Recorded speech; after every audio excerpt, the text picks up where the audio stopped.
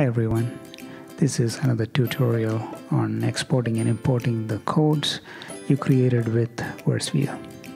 It's very easy to export and import the chords you created.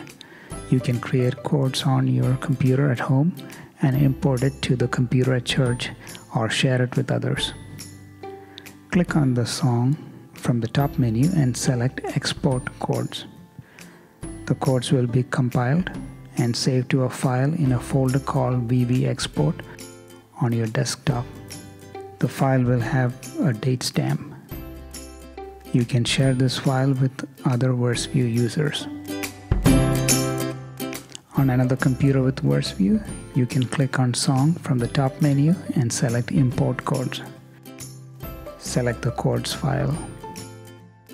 The chords will be added to your VerseVIEW system. Thank you for watching this video.